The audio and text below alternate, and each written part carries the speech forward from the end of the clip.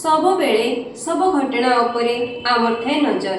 आमर चेष्टा जारी रहिबो सत और प्रकृत कथा को लोकलोचन को आने से उद्यम आम सकाळ खबर स्पॉट न्यूज मु ज्योतिरेखा। नमस्कार।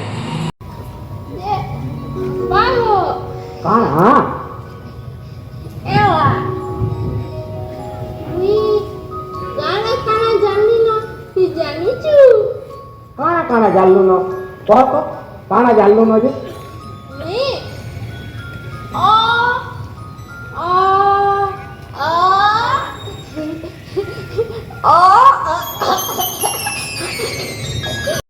मनोरंजन माध्यम बढ़ी चलुथिबारु मंच नाटकर चर्चा और प्रदर्शन कमी जाउथबा बेले नाटक प्रति समर्पित भाव नहीं बलांगीर अग्रणी सांस्कृतिक अनुष्ठान नटराज कला परिषद आयोजन में कौशल कलामंडल पड़िया 3 दिनिया नाटक उत्सव ट्रिनिटी उद्यापित हो जाइछि।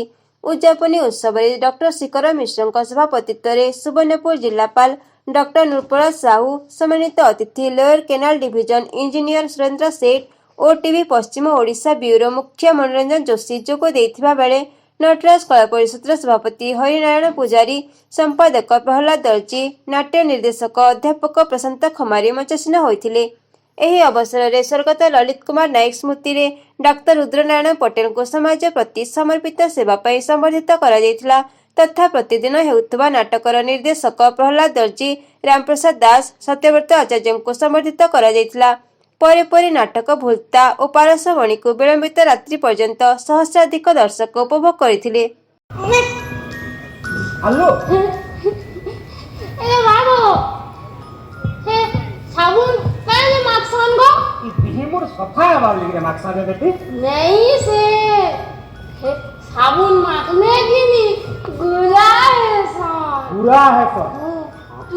तू भी बोल पर माखबू गुरा है हां माखनी हला देख बेटी यार शायद कहीं जीवू ने मैं जल्दी गाड़ी करे कोले हला आवा काना बोल से माखबू माखनी बोल से माखनी गुरा है सच्ची तो गुरा है केमिति लागुछि आम स्पॉट न्यूज मतामत देबाकू भूलिबे नहीं। लाइक कमेंट और सब्सक्राइब करिवे।